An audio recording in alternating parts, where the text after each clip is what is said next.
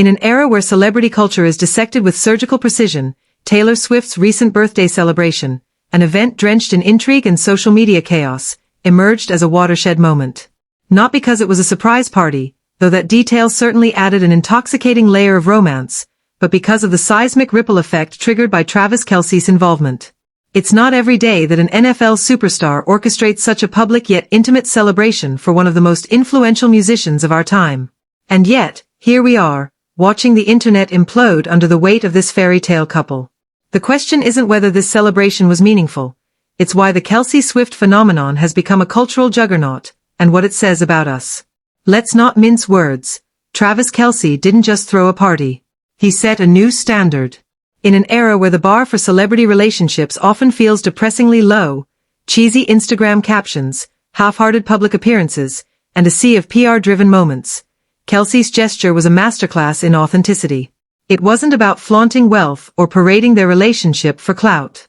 Instead, it was a thoughtful, deliberate, and deeply personal act that showcased his respect for Swift as an artist and a woman.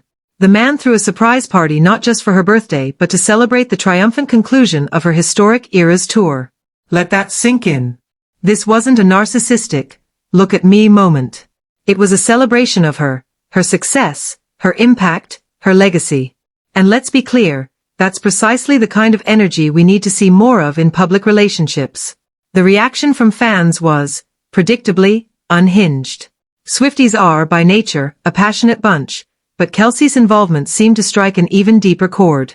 Social media lit up with praise, with fans swooning over his thoughtfulness and declaring him the best boyfriend ever. And can we blame them? In a world where mediocrity often passes for romance, Kelce's grand yet grounded gesture felt revolutionary. This wasn't just about balloons and cake. It was about partnership, about showing up for someone in a way that feels both monumental and intimate.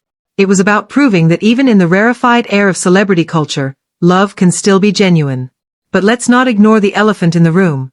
Why does this couple's dynamic feel so profoundly satisfying to watch? The answer lies in the stark contrast they present to the usual celebrity relationship circus. For years, Hollywood has churned out couples who seem more like business arrangements than actual partnerships.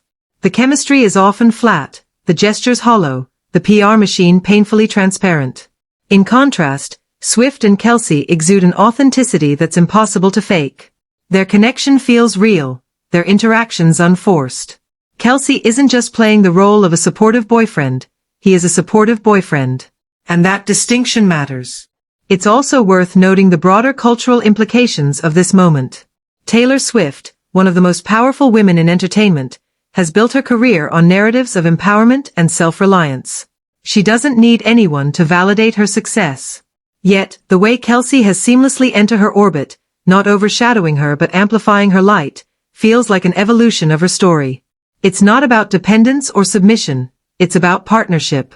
And in a society that still struggles to reconcile female power with romantic relationships, this dynamic feels downright revolutionary. Of course, not everyone is thrilled. The backlash, though relatively muted, has been predictable. Critics have accused Swift of diluting her feminist image by leaning too heavily into the relationship narrative, while others have questioned Kelce's motives, suggesting that he's capitalizing on her fame. But these arguments miss the point entirely. Swift and Kelce aren't performing for us. They're living their lives. And if that life happens to include a surprise party that breaks the internet, so be it. Let's not project our cynicism onto a couple that, by all accounts, seems genuinely happy. What's fascinating, and frankly, a little unsettling, is how deeply this relationship has infiltrated the public psyche. In the days following the party, social media was awash with commentary, memes, and breathless analysis. Every detail, from the guest list to the decor, was scrutinized. And while some might dismiss this as yet another example of our collective obsession with celebrity culture, I'd argue it's something more. This isn't just about Swift and Kelce. It's about us. In a world that often feels cold and cynical, we're desperate for reminders that love, real, messy, transformative love, still exists. Swift and Kelce give us that. They remind us that even in the glittering, often artificial world of fame, there are moments of pure, unadulterated humanity.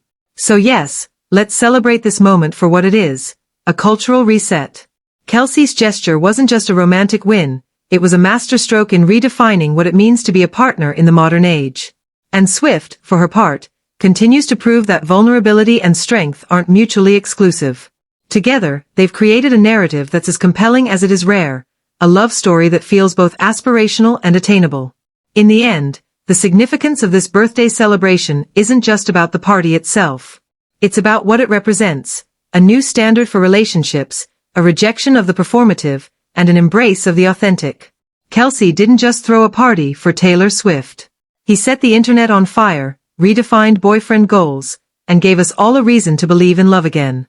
And for that, we owe him, and Swift, a standing ovation.